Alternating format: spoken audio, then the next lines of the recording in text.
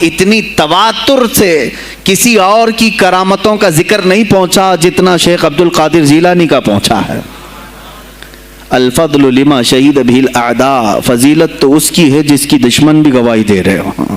عزیزان گرامی وقار، سرکار بغداد رضی اللہ تعالیٰ عنہ کی ولایت پر تقریباً امت کا اتفاق، بعد میں آنے والے سارے مسلمان انہیں ولی مانتے ہیں، اور یہ اور بات ہے کہ ولایت تک سب کا اتفاق ہے، اب غوث کے مقام کے متعلق الحمدللہ ہم منفرد ہیں اس میں، اس لیے کہ ہم انہیں غوث اعظم بھی کہتے ہیں، استغاثہ بھی کرتے ہیں۔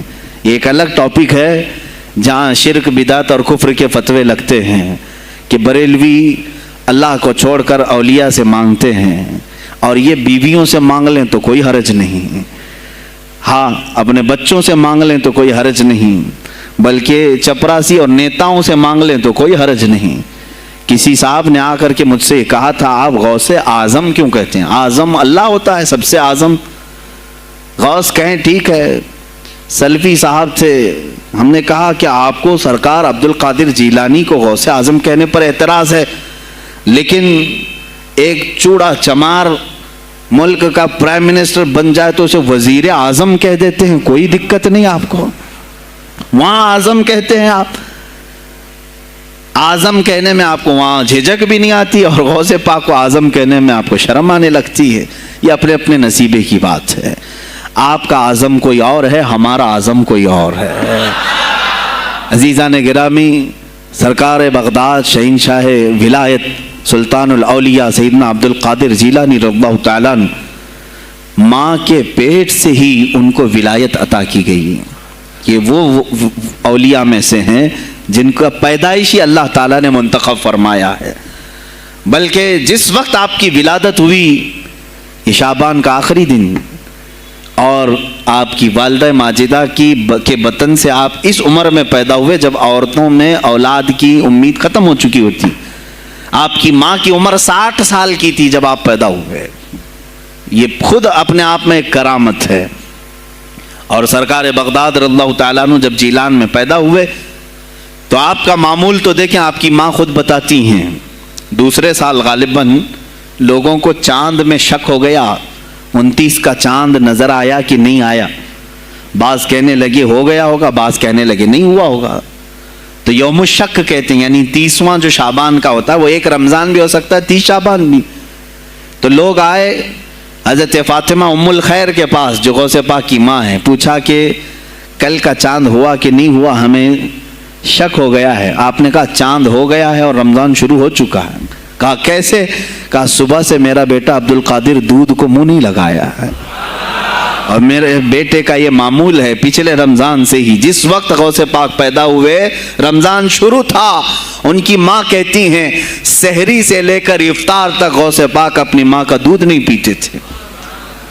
یہ بچپنے میں ماں کی گود میں روزے کا آپ کے اوپر کوئی مکلف نہیں تھے، آپ احکام شریعت ابھی آپ کے اوپر لاگو نہیں تھے، لیکن اللہ کا ایک ولی آتا ہے تو وہ نظام خدا قائم کرنے کے لیے آتا ہے۔ آج میں اسی پر گفتگو کرنا چاہوں گا، اللہ کے اولیاء ظاہر کیوں ہوئے دنیا میں اور کیوں آتے ہیں؟ ان کا سب سے بڑا مقصد دنیا میں آنے کا، جلوہ بار ہونے کا، وہ یہ ہوتا ہے کہ نظام خداوندی کو زمین پر قائم کریں، جس کی کائنات ہے اسی کی بات یہاں پر قائم ہونی چاہیے۔ اب یہ باتیں وقت کے ساتھ گزرتی جاتی ہیں اور لوگ بھول جاتے ہیں۔ آپ سب کو پھر میں یاد دلا دوں، میرے عزیز، میں نے بھی اور آپ نے بھی اللہ سے ایک وعدہ کیا ہے، ہماری روحوں نے اللہ سے وعدہ کیا ہے۔ جب اللہ تعالیٰ نے ہمیں پیدا بھی نہیں کیا تھا اس وقت ہماری روحوں کو بلا کر اس نے ایک وعدہ لیا، الست بربکم، کیا میں تمہارا رب نہیں ہوں؟ میں تمہارا مالک اور خالق نہیں ہوں؟ تو سب کی روحوں نے کہا تھا قالوا بلا وربنا، کیوں نہیں مولا، تو ہی تو ہمارا رب ہے۔ رب تعالیٰ نے فرمایا کیا تم اسی وعدے پر برقرار رہو گے دنیا میں جانے کے بعد؟ سب نے کہا تھا ہم وعدہ کرتے ہیں مولا اسی پر باقی رہیں گے۔ یہاں آنے کے بعد کتنے وہ لوگ ہیں جو اس کی ربوبیت کا اقرار کرتے ہوئے اس کائنات میں صرف اس کے گن گاتے ہیں۔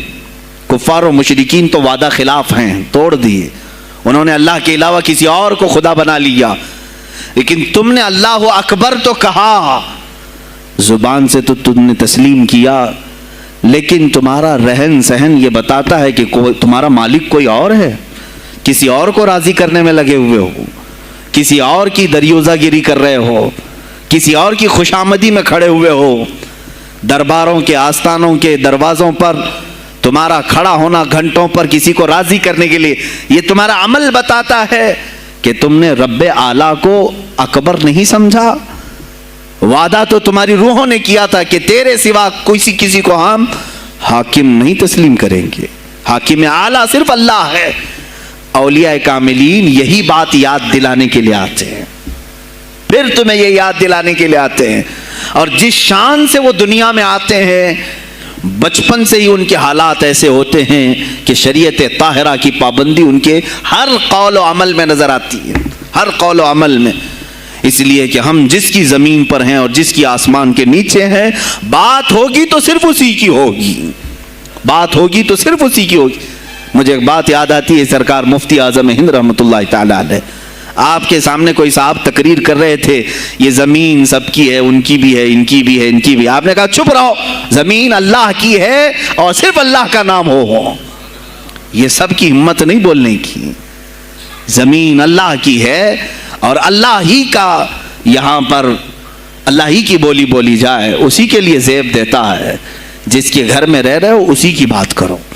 عزیزان گرامی وقار، سرکار بغداد، ان کی کرامات اپنی جگہ پر، لیکن ان کی زندگی کے کچھ اہم گوشے میں لے کر آج حاضر ہوں۔ آج ہمارے حالات کے اعتبار سے بھی ضرورت ہے اس کی۔ جب آپ پروان چڑھتے رہے اپنی ماں کی گود میں، بہت جلدی آپ کے والد گرامی کا انتقال ہو گیا۔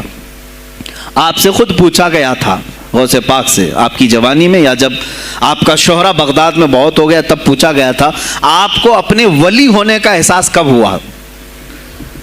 غوث پاک سے ہی پوچھا گیا تھا، آپ کو کب پتا چلا اللہ نے آپ کو ولایت کا یہ مقام عطا کیا؟ آپ فرماتے ہیں جب میں 10 سال کا تھا، مدرسے جاتا تھا تو غیب سے ایک آواز آتی تھی، افصحوا فی المجالس لولی اللہ۔ غیب سے آواز آتی تھی، اے لوگوں مجلس میں جگہ چھوڑ دو، اللہ کا ولی آ رہا ہے۔ یہ آواز صرف میں نہیں، میرے استاد بھی سنتے، وہاں بیٹھے شاگرد بھی سنتے، اور سب کھڑے ہوتے تھے، جگہ دیتے تھے۔ غوث پاک فرماتے ہیں جب ہر بار مجھے یہ آواز آنے لگی تب مجھے احساس ہوا کہ اللہ تعالیٰ نے مجھے ولایت کا تاج پہنایا ہے۔ پھر آپ کو لہو و لعب میں، کھیل کود میں نہیں رکھا گیا۔ فرماتے ہیں ایک بار میں صرف ایک گائے کی پونچھ پکڑنے کی کوشش کر رہا تھا، گائے پلٹ گئی، فصیح عربی میں کہنے لگی، الہذا خلقت ام بہذا امرت یا عبد القادر، اے عبد القادر کیا تجھے اسی کام کے لیے پیدا کیا گیا یا تجھے اللہ نے اس کام کا حکم دیا کہ میری پونچھ پکڑے؟ غوث پاک فرماتے ہیں میں چونک گیا کہ ایک جانور مجھ سے عربی میں بات کر رہا ہے۔ اور اس کے بعد وہ گائے خود کہنے لگی، اے عبد القادر تجھے اللہ نے اپنی مخلوق کے لیے بنایا ہے، اپنے بندوں کو راہ راست پر لانے کے لیے۔ غوث پاک فرماتے ہیں اس کے بعد زندگی میں کبھی کھیل کود کی خواہش بھی نہیں آئی، کھیل کود کی خواہش بھی نہیں آئی، کبھی تصور بھی نہیں کیا۔ اور جب آپ جیلان سے نکل کر بغداد آئے، بغداد کے جو حالات تھے وہ آپ نے بہت قریب سے مشاہدہ کیا۔ میرے عزیزو، آج کے جو حالات ہیں نا، آج کے جو حالات میں نے پڑھا، اس سے بھی زیادہ ڈینجر حالات اس زمانے کے تھے۔ آج لوگ حالات کی شکایت کرتے ہیں، بہت سارے علماء مولانا ہم سے یہ کہتے ہیں حالات اب صحیح نہیں ہیں، ویسے نہیں ہے پہلے۔ میں تمہیں غوث پاک کے حالات بتاتا ہوں، اس وقت سیاسی حالات کیا تھے۔ اس وقت سیاسی حالات اتنے خطرناک ہو چکے تھے، بغداد میں شیعوں نے اپنا گڑھ جمایا تھا، یہاں تک کہ ہر عالم پر، ہر واعظ پر، ہر امام مسجد پر پابندی تھی۔ سیدنا ابو بکر صدیق اور حضرت عمر کا کوئی نام نہیں لے سکتا تھا، کوڑے مارے جاتے تھے۔ شیخین کا اگر کسی نے نام لے لیا کسی عالم نے، کوڑے مارے جاتے تھے۔ خلیفہ واثق باللہ تک یہ تاریخ چلی بغداد میں، اور سلطنتیں ٹوٹ چکی تھیں۔ سیاسی حالات اس قدر خراب ہو چکے تھے، چھوٹی چھوٹی ٹکڑیوں میں بٹ چکے تھے مسلمان۔ मिस्र की तरफ देखें तो फातिमी हुकूमत कायम हो गई थी, वो अपने आप को फातिमी कह रहे थे। बगदाद में अब्बासी खानदान हुकूमत कर रहा था, और वो भी सिमट करके सिर्फ बगदाद के अतराफ रह गई बस। फिर तुर्की की तरफ देखें तो सल्जूकी खानदान था, एक एक टुकड़ा हुकूमत कर रहा था, और ये ही आपस में दस्त बगरेबां थे, एक दूसरे से लड़ रहे थे। और फिर प्लस इस पर ऐसा कि बाज़ंतीनी जो ईसाई थे, सलीबी थे, इन सल्तनतों को आपस में लड़ा करके इस कदर शिद्दत पैदा कर चुके थे कि बगदाद वाला मिस्र नहीं जा सके, मिस्र वाला तुर्की ना आ सके। फिर इधर बुखारा, समरकंद, नेशापुर, ये जो रशिया में है आज, उज़्बेकिस्तान वगैरह में, यहाँ अलग एक सल्तनत कायम थी, और हिंद में अलग कुफरिस्तान था। सब जगह अलग अलग हालात थे, और मुसलमानों के लिए उस ज़माने में ऐसे हालात हो गए जैसे लॉकडाउन अभी का सेम। मैं आपको बता दूं सिचुएशन, लॉकडाउन में क्या हुआ था मालूम है?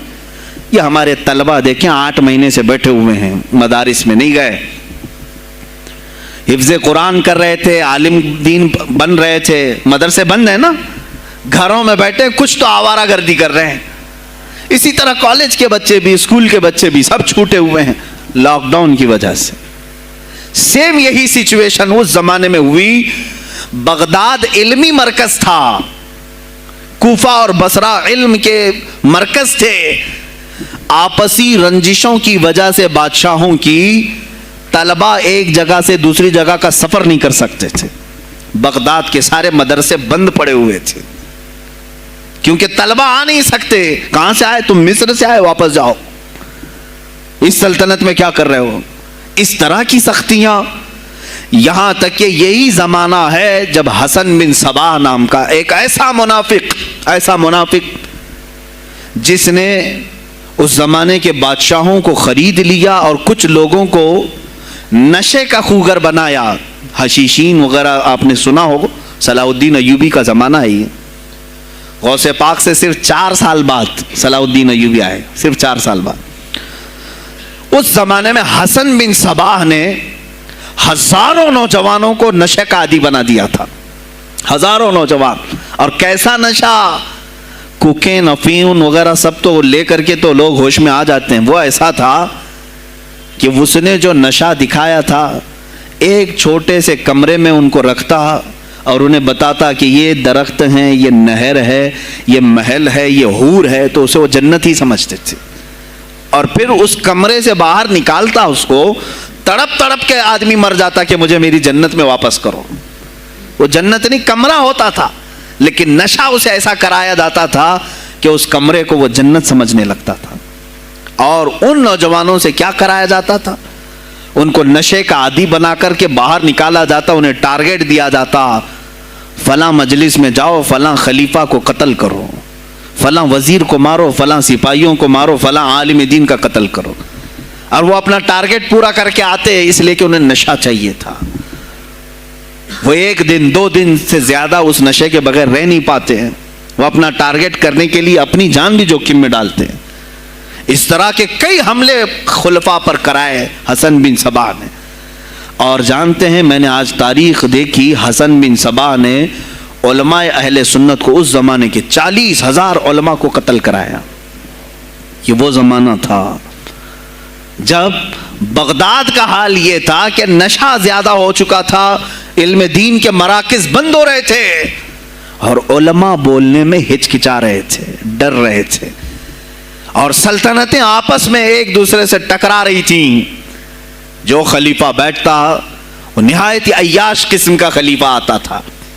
अक्सर खलीफा अय्याश आए, उनके हरीम में, उनके हरम खाने में, यानी उनके महल में 40-40 औरतें हुआ करती थीं, जिनके साथ वो वती करते, जिमा करते।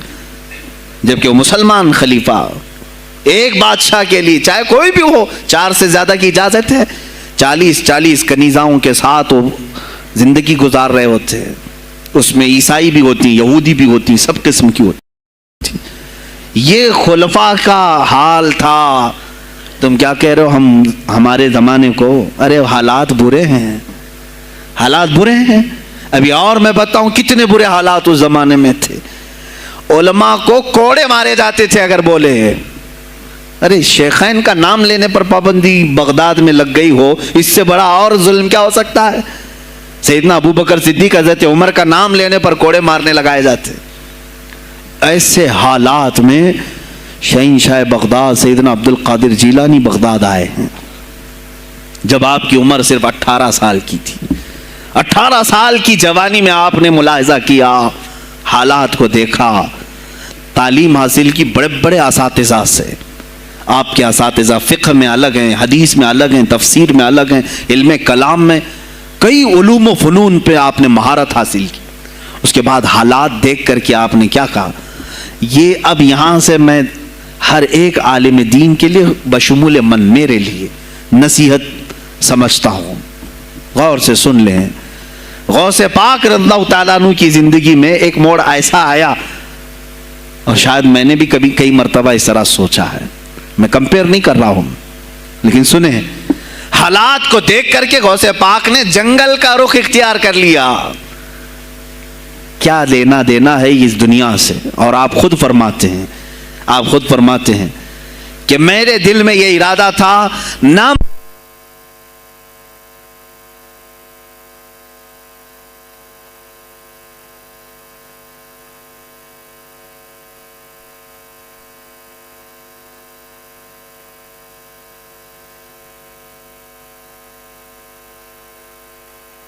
ہیں، میرا ارادہ ہوا جنگل میں ایسی جگہ رہوں کہ نہ مجھے مخلوق دیکھے اور نہ میں مخلوق کو دیکھوں، عبادت میں ایسے مصروف ہو جاؤں. جنگلوں میں آپ عبادت کرتے رہے، لیکن فرماتے ہیں مجھے غیب سے آواز آئی اللہ رب العزت کی طرف سے، کہا اے بندے قادر، آپ کا نام ہی عبد القادر ہے، اے قادر کے بندے، تجھے اللہ نے جنگلوں کے لیے نہیں بنایا، امت مصطفیٰ کی رہنمائی کر، خلق خدا تجھ سے نفع حاصل کرے، واپس آ جا.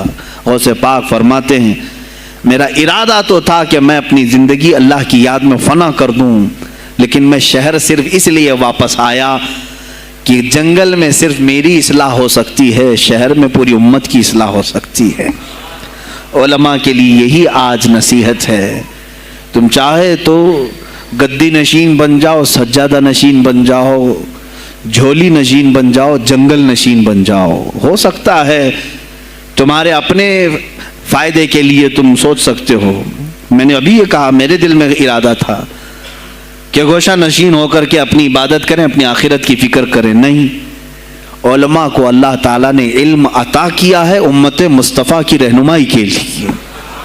یہ امانت ہے، چاہیں تو بھی چھپ نہ سکیں. عزیزان گرامی وقار، غوث پاک رضی اللہ تعالیٰ عنہ واپس بغداد آئے. اچھا، وہ اتنی عبادتوں کے عرصے میں جانتے ہیں کہاں کہاں کا سفر نہیں کیا انہوں نے؟ جنگلوں کا سفر، صحراؤں کا سفر، بیابانوں کا سفر، یہاں تک کہ سری لنکا کی سرزمین تک پہنچے، ملتان تک آئے. یہ تاریخ کی کتابیں بتاتی ہیں آپ نے پیدل یہ سارے سفر کیے. پھر واپس اسی بغداد آئے جہاں کے حالات بڑے ہی کشیدہ تھے، اور خلفائے وقت کے خلاف زبان کھولنا یہ آگ سے کھیلنے کے برابر تھا، آگ سے کھیلنے کے برابر تھا. اور سب سے بڑا مسئلہ تو غوث پاک کے لیے یہ تھا کہ آپ بغداد کے نہیں تھے، عراق کے نہیں تھے، آپ جیلان سے آئے تھے. جیلان ایران میں ہے. اس زمانے میں طبرستان ایک صوبہ تھا، طبرستان کا ایک شہر جیلان تھا. جیلان سے آئے ہوئے تھے بغداد میں. آپ کی زبان فارسی تھی. فارسی زبان کا ایک طالب علم بغداد میں آیا ہے، اور بغداد پورا عربیوں کا ہے، فصیح عربی بولنے والے لوگ، اور نہایت ہی عیاشی میں پڑے ان کی اصلاح کیسے کریں. دل میں بار بار یہ احساس ہوتا. غوث پاک فرماتے میری زبان فارسی تھی اور ان کی زبان عربی ہے، میں ان سے خطاب کیسے کروں، ان کو اصلاح کے راستے پر کیسے لاؤں. بار بار سوچتے تھے، لیکن دل میں ایک درد ہوتا تھا کہ امت مصطفیٰ کو اس حال میں نہیں چھوڑنا چاہتا. ایک دن ایک مسجد میں غمگین حالت میں سوئے. ظہر کا وقت تھا، نماز پڑھ کر کے آپ آرام کر رہے ہیں، اور جیسی آنکھ بند ہوئی سرور کائنات صلی اللہ علیہ وسلم تشریف